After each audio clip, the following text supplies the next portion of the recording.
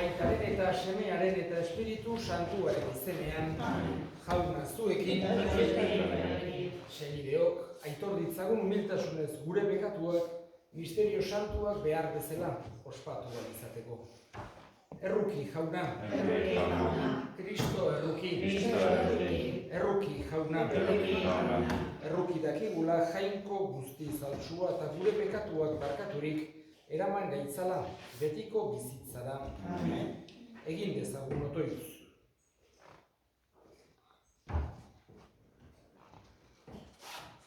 Jainko jauna, zure semetza hartuz, argiaren seme alaba egin gaituzu.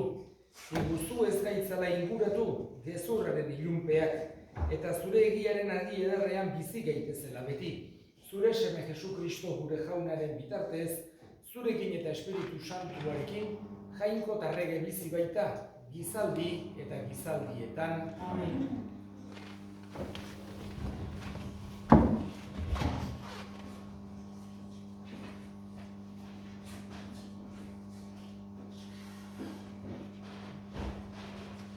Genesis liburutik.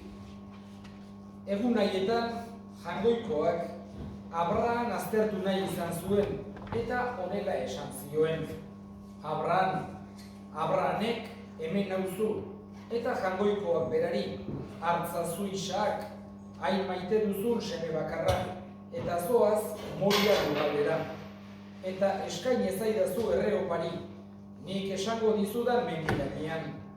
Jaiki zen Abraham goizean goiz, eta astoa txarmatu, bi morroi eta Isaak semea berekin hartu, eta erreoparitarako egurra txikitu ondoren, atera zen, eta jangoikoak esandako lekura zijoan. Hirugarren egunean, begiak jasorik, lekua urrutira ikusi zuen, eta morroiei esan zien. Zaudete hemen astoarekin, mutikoa eta biok haraino joan, eta jangoikoa gurtu ondoren onera itzuli arte. Hartu zuen Abrahamek erreoparitarako egurra, eta Isaak semeari bizkarreratu zion. Berak sua eta ezpata zeramazkien. Biak bidean zijoaztela, Isaak onera mintzatu zitzaion aitari, aita eta aitakari, zer seme. Eta semeak sua eta egurra baditugu, nun dugu ordea bildots errebearra. Eta Abrahamek seme, bildots errebearra jangoikoak eratuko digu. Aurrera jarraituz, iritsi ziren jangoikoak esandako lekura. Abrahamek eraiki zuen aldarea eta pilatu egurra. Gero bere seme Isaak lotu eta aldarean egur pila gainean ipini zuen. Hartu zuen Abrahamek ezpata bere semea hiltzeko, baina jangoikoaren aingeruak hotsegin zion zerutik. Abraham, eta Abrahamek erantzun, hemen nauzu, eta aingeruak, ez luza eskurik zure semearen gainera. Ez egin ezer, ikusi dut jangoikoaren beldur zerala, ez baitidazu zure seme bakarra ere ukatu. Abrahamek begiak jaso, eta ahari bat ikusi zuen anantzean. Adarretatik sastraka artean lotua. Joan zen bada Abraham, eta ahari hartu eta huraxe eskaini zuen erreopari semearen ordez. Eta lekuari jaunak begiratzen du, ezarri zion izen. Eta gaur daino ere, mendi hau jaunak begiratzen du deritza. Berriz ere, dei egin zion jaunaren aingeruak zerutik Abrahami esanez.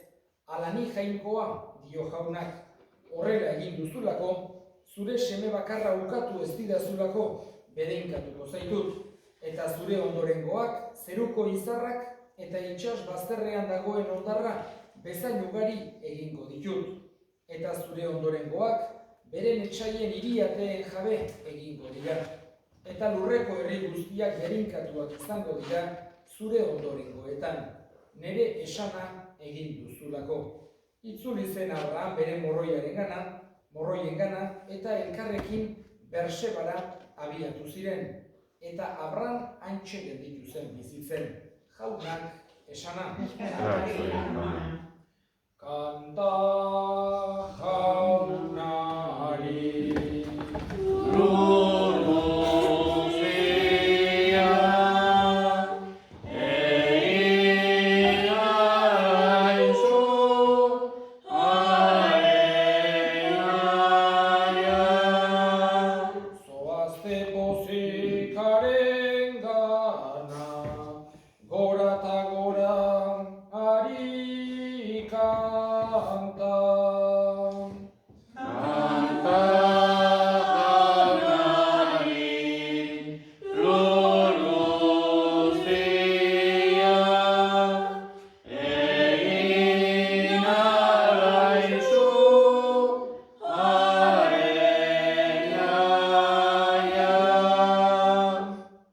Señor esté con vosotros. Lectura del Santo Evangelio según San Mateo. Gloria a ti, Señor. En aquel tiempo se acercaron los discípulos de Juan a Jesús preguntándole: ¿por qué nosotros y los fariseos ayunamos a menudo y en cambio tus discípulos no ayunan?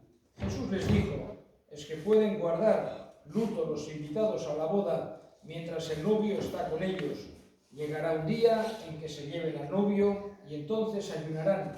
Nadie echa un remiendo de paño sin remojar a un manto pesado, porque la pieza tira del manto y deja un roto peor. Tampoco se echa vino nuevo en odres viejos, porque revientan los odres, se derrama el vino y los odres se estropean. El vino nuevo se echa en odres nuevos, y así las dos cosas se conservan. Palabra del Señor. Gloria a ti, Señor Jesús. Escuchado en la primera lectura un momento muy conocido del Antiguo Testamento, en el que Abraham, que había sido llamado por Dios a salir de su pueblo, dijo Dios: deja tu pueblo y la casa paterna y vete al lugar que yo te voy a dar. Era rico, vivía bien en Ur de Caldea, que actualmente sería Irak. Tenía muchos rebaños de ovejas, de vacas grandes, era una persona importante, una familia fuerte. Pero Abraham se fió de Dios, le obedeció y fue a donde le había dicho Dios, a la tierra prometida, a la actual Israel. Y allá Dios le prometió que le iba a dar un hijo. Al final le dio por medio de Sara a Isaac. Era su único hijo, él ya era mayor y era la gran alegría que tenía en su corazón. Y Dios le pide: ofréceme a tu hijo en sacrificio. Entonces Abraham ni siquiera a su hijo, vamos a decir, le negó a Dios. Llevó a su hijo para hacer el sacrificio, pero era una prueba que Dios quería ponerle para cumplir la gran promesa que le había hecho a Abraham, que le haría padre de pueblos numerosísimos, que iban a ser más numerosos que las arenas de las playas, que las estrellas del cielo. Y Dios cumple su promesa. Tenemos que pensar actualmente, además de los judíos, el pueblo judío, que se considera serán como unos 15 millones a lo largo del mundo, no es un pueblo grande, pero son hijos de Abraham. Pero también el pueblo árabe, porque antes que tener a Isaac había tenido a Ismael, una esclava de Agar. Entonces todo el pueblo árabe también es descendiente de Abraham, es mucho más grande, tiene muchos más 300 millones de árabes que hay. Además, todos los cristianos del mundo somos hijos de Abraham, de un sentido espiritual, porque venimos también del tronco del judaísmo. Nos sentimos hijos de Abraham.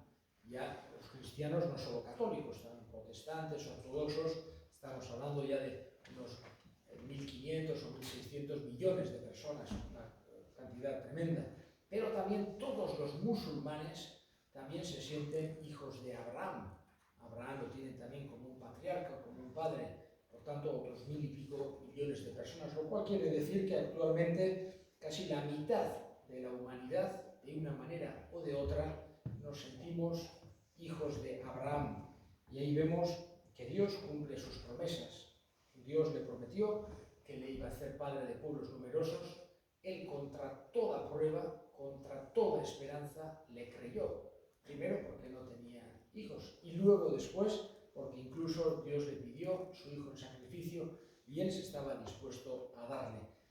Sobre todo en Abraham, lo que tenemos que aprender es esa confianza enorme en la palabra de Dios. Una confianza por encima absolutamente de todo lo que nos podamos imaginar. No había nada que le hiciese dudar a Abraham de la palabra de Dios, de las promesas de Dios. Guk ere, ala indarko ginuke beti, jangoikoaren hitzarengan, bere indarrarengan, berarengan, konfiantza handi hori beti eukitzea.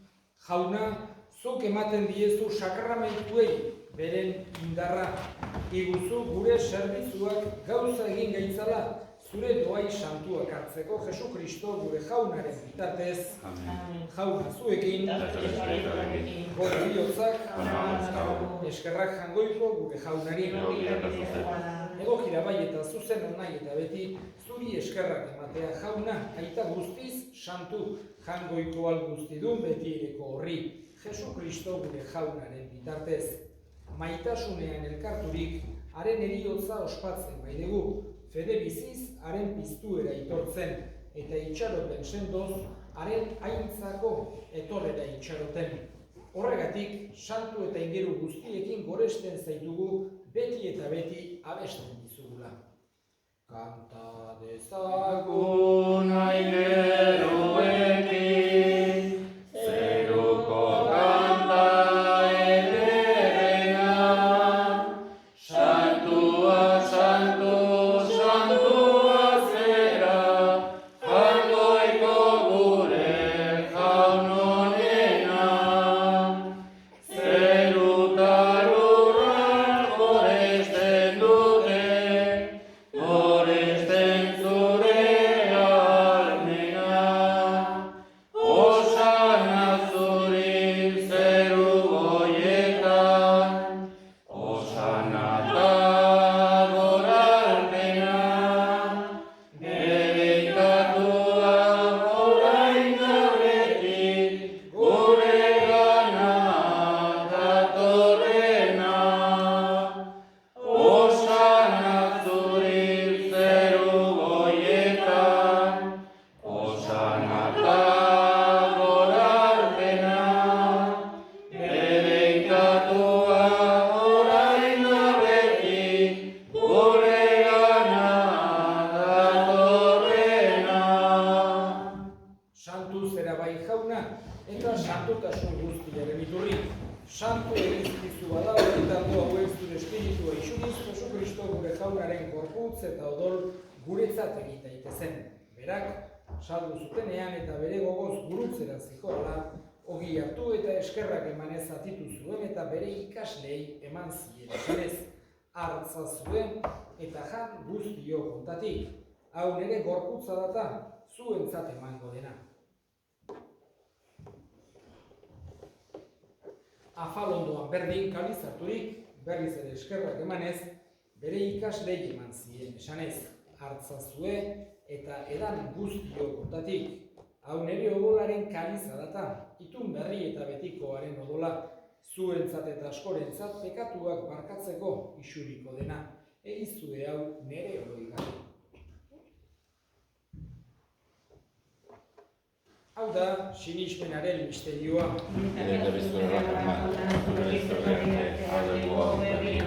Horregatik jauna, zure semearen eriotza eta piztuera gogoratuz, biziaren ogia eta salbamenaren kaliza eskaintzen dizkizugu zuri eskerrak emanez, aldarean zure serbitzari onartu gaituzulako.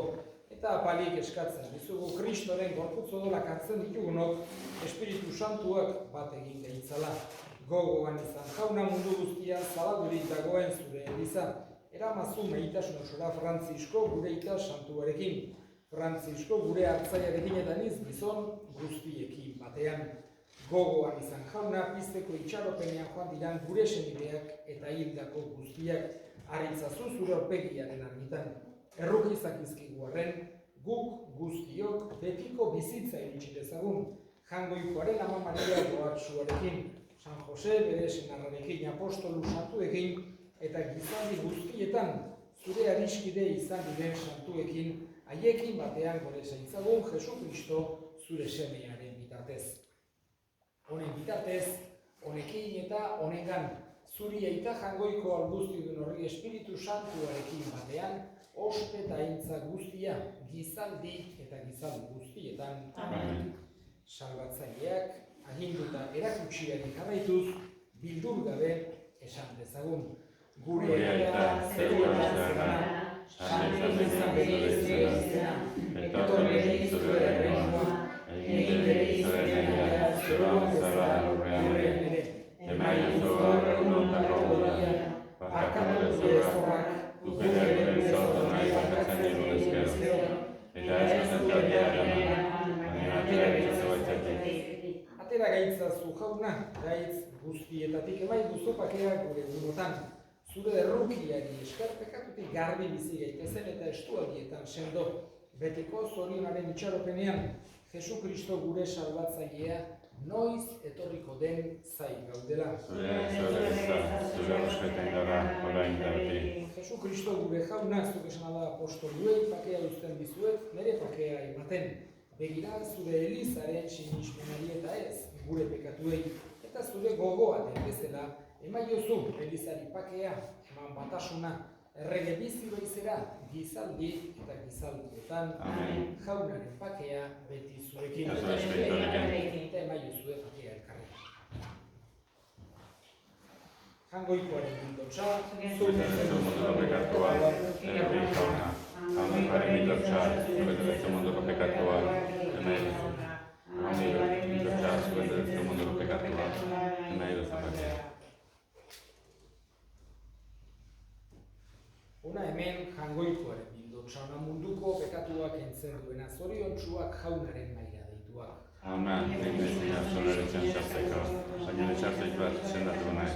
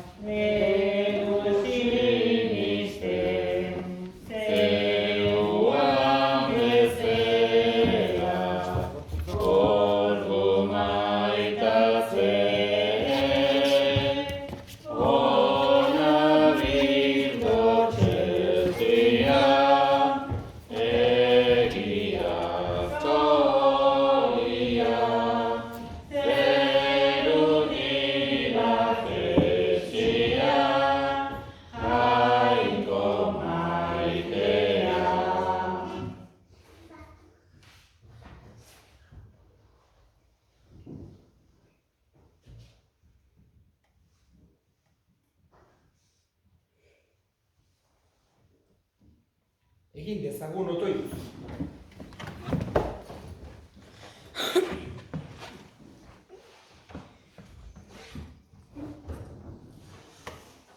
Eskaini eta hartu dugun opariak eman dezaigula bizia jauna, maitasunean beti zurekin bat eginik, fruitu iraunkorrak ekar ditzagun. Jesu Kristo gure jaunaren bitartez, jauna zuekin, bedinka zaitzatela jainko guztiaduna gaitak eta semeak eta Espiritu Santuak, zoazte jaunaren pakean. Eskerrik asko.